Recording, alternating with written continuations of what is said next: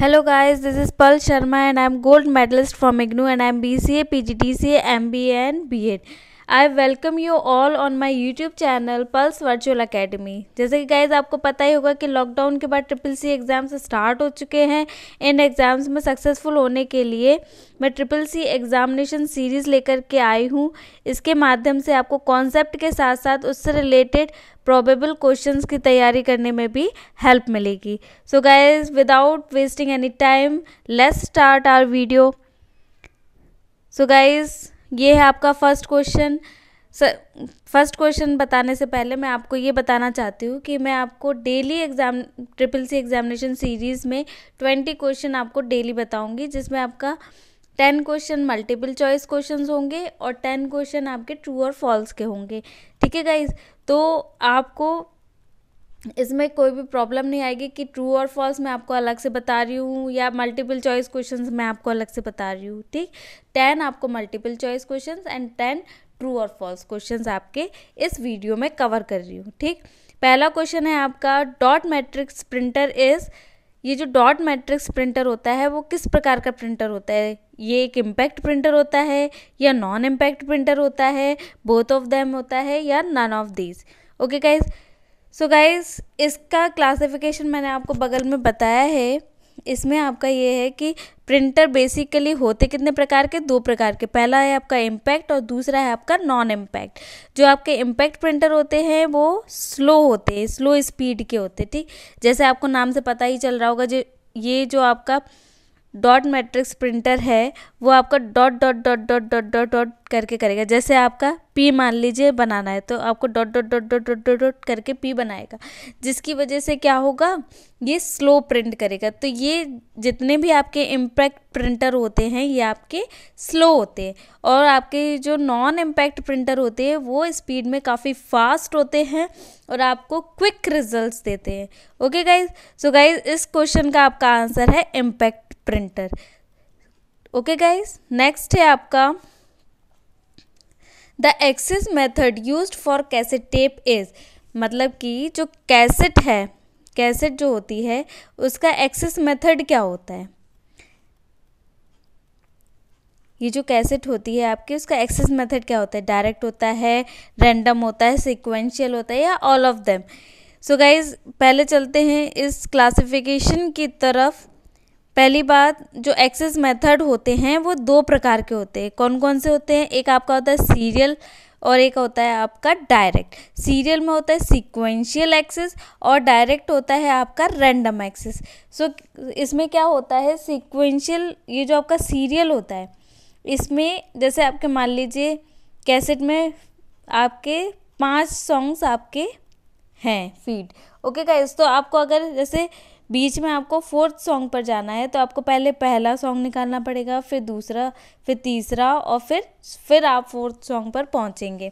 ये आपका होता है सीक्वेंशियल एक्सेस। जैसे आप पहले के ज़माने में क्या होता था, जो कैसेट्स होती थी वो कैसे चलती थी, अगर जैसे आपको मान लीजिए कि एक साइड आपके 5 सॉन्ग्स भरे हुए हैं तो आपको उसको फॉरवर्ड करके निकालना पड़ता था, पहले रील को आपको निकालना पड़ता था और फिर आप जो है अपने 5th या 4th सॉन्ग पर पहुंचते थे। या आपको अगर पीछे जाना होता था, यानी कि मान लीजिए आप 5th सॉन्ग पर हैं, अगर आपको 3rd सॉन्ग पर जाना है या 2nd सॉन्ग पर जाना है तो आप कैसे चाहते थे, उसको बैकवर्ड करके। ठीक है, इसकी वजह से क्या होता था, काफ़ी टाइम लगता था। तो ये आपका होता है सीरियल एक्सेस, यानी कि आप जंप करके किसी भी सॉन्ग पर नहीं पहुंच सकते हैं। ठीक है गाइज, तो ये आपका क्या होता है, सीक्वेंशियल मेथड।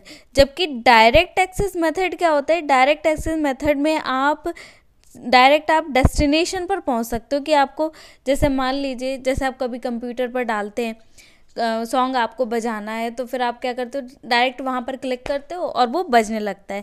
ठीक, या फिर सीडी आप लगाते हो सीपीयू में या फिर अपने लैपटॉप में सीडी लगाते हो तो डायरेक्ट आप अपना सॉन्ग बजा लेते हो। तो उसमें क्या होता है, वो होता है आपका रैंडम एक्सेस वो कहलाता है। और आपका जो कैसेट में जब आप रील निकालते हो और सीक्वेंस वाइज जाते हो तो वो क्या होता है, आपका सीक्वेंशियल एक्सेस। सो गाइज इसमें तो आपका डाउट क्लियर हो ही गया होगा कि इसका आंसर क्या है आपका। इसका आंसर है आपका C, sequential method. Okay guys, next है आपका telephone is an example of. ये जो टेलीफोन होता है वो किसका एग्जाम्पल है? Simplex, A simplex, B duplex, इसको हम फुल डुप्लेक्स भी कहते हैं गाइज, ये आप ध्यान रखिएगा। डुप्लेक्स को हम फुल डुप्लेक्स भी कहते हैं। सी है आपका half duplex and none of this, यानी इनमें से कोई नहीं। सो गाइज टेलीफोन कैसा है होता है, पहले मैं आपको थोड़ा सा सिंप्लेक्स के बारे में बता देती हूँ। जैसे आपका ब्रॉडकास्टिंग होता है, ब्रॉडकास्टिंग आपका क्या है? सिंप्लेक्स। जैसे मान लीजिए न्यूज़ चैनल, ठीक है, न्यूज़ में आप न्यूज़ सुनते हैं तो वो होता है आपका ब्रॉडकास्टिंग। ओके गाइज, नेक्स्ट है आपका फुल डुप्लेक्स। फुल डुप्लेक्स में क्या होता है कि आप साइमल्टेनियसली बात भी कर सकते हो।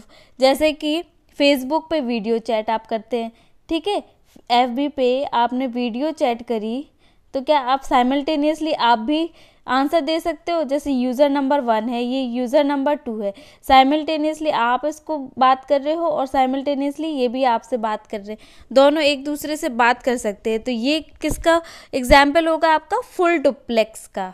ओके गाइज, ये आपका फुल डुप्लेक्स। नेक्स्ट है आपका हाफ डुप्लेक्स। हाफ डुप्लेक्स में आएगा आपका वॉकी टॉकी। वॉकी टॉकी में क्या होता है, पहले आप बात कर लेते हैं, पहले आप मतलब सीधी सी बात है, 2 यूज़र हैं, पहला यूज़र अपनी बात दूसरे को समझा देगा, जब वो पूरा समझ जाएगा तब वो सेकंड यूज़र अपनी फर्स्ट यूज़र को बात बताएगा, ठीक है। ये आपका है half duplex. Okay guys, so guys telephone आप समझ सकते हैं कैसा होगा, टेलीफोन आपका कैसा होगा, डुप्लेक्स में आएगा, यानी कि फुल डुप्लेक्स। आप दोनों साइमल्टेनियसली बात कर सकते हो, इसका आंसर होगा बी, फुल डुप्लेक्स या डुप्लेक्स। ओके गाइज, नेक्स्ट है आपका 1024 बाइट्स रिप्रेजेंट, मतलब कि 1024 बाइट्स आपका क्या रिप्रेजेंट करता है? सो गाइज मैंने यहाँ पर आपको क्लासिफिकेशन के लिए पूरी मेमोरी चार्ट आपको बता दिए, जो भी मेजरमेंट होते हैं मेमोरी के, वो पूरा चार्ट यही है। जैसे आप मैथमेटिक्स में किलो, हेक्टोग्राम ये आप ऐसे याद करते हो, वैसे ही कंप्यूटर में मेमोरी मेजरमेंट भी होते हैं, मेमोरी यूनिट्स होती हैं, उनको हम मेजर करते हैं, तो उसके लिए ये चार्ट है। ये गाइस आप बिल्कुल रट लीजिए, ठीक है गाइस। तो खैर इसका आंसर तो आपको इसमें मिल जाएगा। 1024 बाइट्स मिलकर के क्या बनाता है? 1 KB, यानी कि किलो बाइट। सो गाइस इसका आंसर होगा C, 1 KB। ओके गाइस, ये आप बिल्कुल चार्ट रट लीजिए, ये आपको बहुत काम आएगा। नेक्स्ट है आपका which of the following is used for serial access storage. जो आपका इनमें से कौन सा ऐसी आपका यूनिट है या फिर ऐसी कौन सी आपकी चीज़ है जिसमें आप सीरियल एक्सेस स्टोरेज करते हो, यानी कि लाइन बाय लाइन, यानी कि सीरियल ऐसे, जैसे हमने कैसेट के बारे में बात की थी, ऐसे ही ये सीरियल एक्सेस होता है, ठीक। तो सीरियल एक्सेस के लिए हम क्या यूज़ करेंगे? टेप जैसे ही होता है वही, तो आपका मैग्नेटिक टेप, ये आपका आंसर होगा बी। ओके गाइज, ये आप देख ही सकते हो कि ऐसे ही इसको रिकॉर्ड करते हैं। ओके गाइज, नेक्स्ट है आपका the central processor of a modern digital computer consist of, यानी कि जो सेंट्रल प्रोसेसिंग यूनिट होती है आपकी, वो किन किन चीज़ों से मिलकर के बनी होती है। सो गाइज यहाँ पर मैंने आपको वॉन न्यूमन आर्किटेक्चर बताया है, जिसमें आप ये देख सकते हो कि इस वॉन न्यूमन आर्किटेक्चर में क्या क्या जो सीपीयू के अंदर आता है वो आपको बताया गया है, जैसे control unit, arithmetical and logical unit and memory unit. यानी कि इस क्वेश्चन में आपके ऑप्शंस दिए हुए हैं कंट्रोल यूनिट, प्राइमरी यूनिट। सो गाइज ये वाला जो वॉन न्यूमन आर्किटेक्चर है, इसको तो आप बिल्कुल याद कर लीजिए, ये आपके ओ लेवल में भी काम आएगा। सो गाइज इसका आंसर तो आपको पता चल ही गया होगा, इसका आंसर है कंट्रोल यूनिट, मेमोरी यूनिट दोनों मिक्स, यानी कि इसका आंसर है आपका बोथ ऑफ देम आपका इसका आंसर होगा। सेंट्रल प्रोसेसिंग यूनिट आपका क्या होता है? दोनों चीज़ें होती हैं, जैसे आपका control unit and memory, primary memory unit. Okay guys, next है आपका the sizeable graphical area with communication based on telephone system is, यानी कि जो टेलीफोन सिस्टम हम यूज़ करते हैं नेटवर्किंग में आने के लिए वो किस एरिया नेटवर्क में आता है। सो गाइज अगर हम बात करें लोकल एरिया नेटवर्क की, लोकल एरिया नेटवर्क कैसा नेटवर्क होता है, एक ही बिल्डिंग में बनाया गया नेटवर्क, तो वो आपका किस में आ जाएगा, लैन में आ जाएगा, ठीक, जिसे हम कहते हैं लोकल एरिया नेटवर्क। इसमें तो हम कनेक्शन कैसे दे सकते हैं, जैसे मान लीजिए स्विच एक डिवाइस होती है, स्विच जैसे आपने ये आपको नेटवर्किंग में मैं समझा दूंगी। सो गाइज एक स्विच आपकी एक डिवाइस होती है, आप इतना समझ लीजिए कि स्विच एक डिवाइस होगी जिसमें आपको अलग अलग तार मिलेंगे, जिसमें आप अलग अलग पोर्ट्स यानी नोड्स आप इसमें कर सकते हो ऐड। या नोड्स होता है एक कंप्यूटर, ठीक है, उसको आप उसमें ऐड कर सकते हो, वो मिल करके आपका बना देगा लोकल एरिया नेटवर्क। लेकिन यहाँ पे क्या बात कर रहा है, यहाँ पे बात कर रहा है कि टेलीफोन सिस्टम से हम यानी कि एक बिल्डिंग में कनेक्शन के लिए, मान लीजिए बहुत सारी बिल्डिंग है, ठीक, ये आपके एक बिल्डिंग में कनेक्शन करने के लिए एक टेलीफोन की ज़रूरत पड़ेगी, दूसरी बिल्डिंग में दूसरे टेलीफोन की, और तीसरी बिल्डिंग में तीसरे टेलीफोन की ज़रूरत पड़ेगी। तो ये क्या बन जाता है आपका मिल करके वाइड एरिया नेटवर्क बन जाता है। सो गाइस कभी आपका ऐसा भी आ सकता है कि क्या मेट्रोपॉलिटन और अगर वाइड एरिया नेटवर्क दोनों आ जाते, इसमें तो आपका लोकल एरिया नेटवर्क नहीं होगा, वाइड एरिया नेटवर्क होगा। कभी ऐसा आ सकता है कि मेट्रोपॉलिटन एरिया नेटवर्क भी आ सकता है। सो गाइज उसका आंसर आप ये नहीं लगाएंगे, आप वाइड एरिया नेटवर्क ही लगाएंगे, क्योंकि आजकल जितना भी पॉइंट टू पॉइंट प्रोटोकॉल चलता है वो आपका वाइड एरिया नेटवर्क पे चलता है, ठीक है गाइज। इसका आंसर आपका होगा B, wide area network. Okay guys, next है आपका a Winchester disk is a, ये जो विनचेस्टर डिस्क होती है वो क्या होती है, एक आपका डिस्क स्टैक होती है। इसके बारे में हम गाइस नेक्स्ट वीडियो में या फिर अगली किसी भी वीडियो में डिस्कस करेंगे, ये विनचेस्टर एक डिस्क स्टैक कैसे है। ओके गाइस, तो अभी के लिए तो आप इतना याद कर लीजिए, इसका आंसर है a Winchester disk is a disk stack. Okay guys, next है आपका Which of the following is used for manufacturing chips, जो आजकल मटेरियल यूज़ होता है इंटेल की चिप वगैरह बनाने के लिए, वो किसके लिए, मतलब कौन सा मटेरियल है उसके लिए यूज़ होगा। सो गाइज वो है आपका सेमीकंडक्टर। सेमीकंडक्टर एक ऐसा मटेरियल है जिससे जो है इंटेल की चिप्स वगैरह बनाई जाती हैं। ओके गाइज, ये तो आप रट लीजिए, ये बहुत ही इम्पोर्टेंट है, वो किसी के लिए भी है, जैसे बीसीए में भी ये क्वेश्चन आता है और ये आपका ओ लेवल में भी आता है। सो गाइज ये आपका आंसर क्या होगा, सेमीकंडक्टर। नेक्स्ट है आपका 10th question, as compare to diskettes the hard disk are, जो हार्ड डिस्क होती हैं वो डिस्केट्स की कंपैरिजन कैसी होती है, मोर एक्सपेंसिव होती है, मोर पोर्टेबल होती है, लेस रिजिड होती है, या फिर स्लोली एग्जिस्ट होती है। सो गाइज इसका आंसर है आपका मोर एक्सपेंसिव। ओके गाइज, इसका आंसर है ए, मोर एक्सपेंसिव, यानी कि हार्ड डिस्क महंगी होती है। जाहिर सी बात है, आप एक कैसेट ले लीजिए और आप एक हार्ड डिस्क ले लीजिए, दोनों में से कौन महंगी होगी, आपके हार्ड डिस्क। हार्ड डिस्क वैसे भी इसमें ज़्यादा मेमोरी आती है हार्ड डिस्क में, है ना, और कैसेट में आपकी कम आती है, तो इससे भी आप अंदाज़ा लगा सकते हैं कि ये मोर एक्सपेंसिव होगी, ये लेस एक्सपेंसिव होगी, right. Okay guys, so guys यहाँ पर 10 मल्टीपल चॉइस क्वेश्चंस आपके फिनिश होते हैं। अब हम बढ़ते हैं आगे की तरफ, जिसमें मैं आपको 10 ट्रू और फॉल्स क्वेश्चंस बताऊंगी। चलते हैं नेक्स्ट स्लाइड की तरफ। इसमें है आपका PC stands for personalised computer. So guys PC का फुल फॉर्म क्या होता है, पर्सनलाइज, ये आपका रॉन्ग है, ये आपका है फॉल्स। पर्सनलाइज, पीसी का फुल फॉर्म पर्सनलाइज कंप्यूटर नहीं होता है, पर्सनल कंप्यूटर होता है। Okay guys, personal computer. Okay guys, ये आप देख लीजिएगा, ये आपका क्या है, फॉल्स है। ओके गाइज, नेक्स्ट है आपका hard disk is the cheapest. अभी मैंने आपको बताया गाइज हार्ड डिस्क आपकी कैसी होती है, एक्सपेंसिव होती है, चीपेस्ट नहीं होती। सो गाइज ये आपका क्या है, फॉल्स है। ओके गाइज, नेक्स्ट है आपका smallest unit is a bit. जो आपकी स्मॉलेस्ट मेमोरी यूनिट होती है वो क्या बिट होती है, यहाँ पर आप देख सकते हैं। यस, आपका स्मॉलेस्ट यूनिट 1 बिट होती है, ये आपका सही आंसर है, ट्रू। ओके गाइज, नेक्स्ट है आपका hexadecimal is base 15 number system.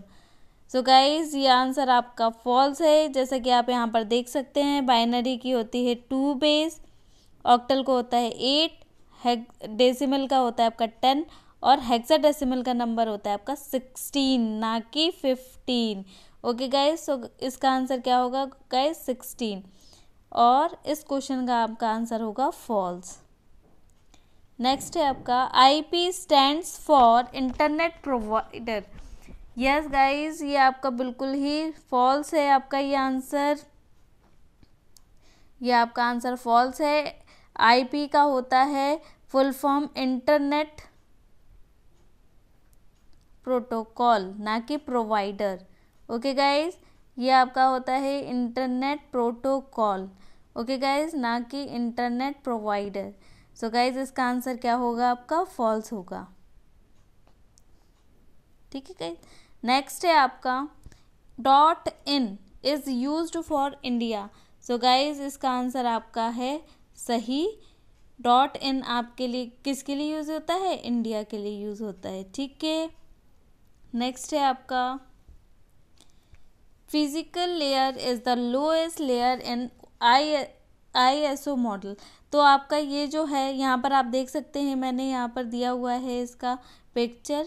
इसमें आपका नेटवर्किंग में जितनी भी 7 लेयर्स यूज़ होती हैं, उन 7 लेयर्स में जो फिज़िकल लेयर है वो लोएस्ट है। ओके गाइज, इसको आप ध्यान रखिए, जो फिज़िकल लेयर है वो लोएस्ट है। ये मोस्ट इम्पॉर्टेंट क्वेश्चन है, इसको आप लिख के रख लीजिए।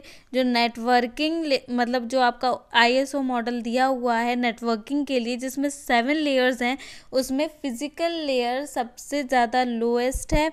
इसका नाम आपको आ सकता है, और ये इसका आपका आंसर क्या है, ट्रू। ओके गाइज, नेक्स्ट है आपका the session layer is the highest layer of ISO model. So guys ये आपका आंसर बिल्कुल ही रॉन्ग है। ठीक है, क्योंकि हाईएस्ट लेयर कौन सी होती है, एप्लीकेशन लेयर, जिस पर हम वर्क करते हैं। ओके गाइज, एप्लीकेशन है हाईएस्ट, सेशन लेयर हाईएस्ट नहीं है।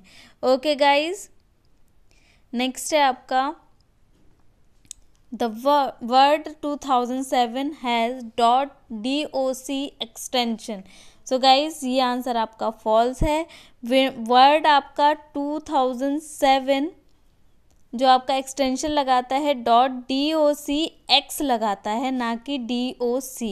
ओके गाइज, जो वर्ड 2007 जो पहले था, उससे पहले जो भी वर्ड चलता था उसमें आपका डॉक लगता था, लेकिन 2007 के बाद DOCX ही इसका एक्सटेंशन लगता है। सो गाइज इसका आंसर क्या है, फॉल्स है। नेक्स्ट है आपका the highest memory unit is yottabyte. So guys ये आपका एकदम फॉल्स है आंसर। ठीक है गाइज, पहले योटाबाइट ज़रूर थी हाईएस्ट मेमोरी यूनिट, लेकिन अब क्या है, जॉब बाइट आपकी सबसे हाईएस्ट मेमोरी यूनिट है। ओके गाइज, सो गाइज ये आपका आंसर फॉल्स है। ठीक है गाइज, आपके 10 मल्टीपल चॉइस क्वेश्चंस और आपके 10 ट्रू और फॉल्स क्वेश्चंस आपके हो चुके हैं आज के लिए। सो गाइज आज के लिए बस इतना ही, मिलते हैं अगली वीडियो में नए प्रश्नों के साथ। सो गाइज अगर आपको ये वीडियो अच्छा लगा हो तो इस चैनल को ज़्यादा से ज़्यादा लाइक, शेयर एंड सब्सक्राइब कीजिए, ताकि ज़्यादा से ज़्यादा स्टूडेंट्स इससे एडवांटेज उठा सकें। और आप मुझे फेसबुक एंड कोरा पर भी फॉलो कर सकते हैं, लिंक डिस्क्रिप्शन बॉक्स में दिए गए हैं। And happy studying, bye.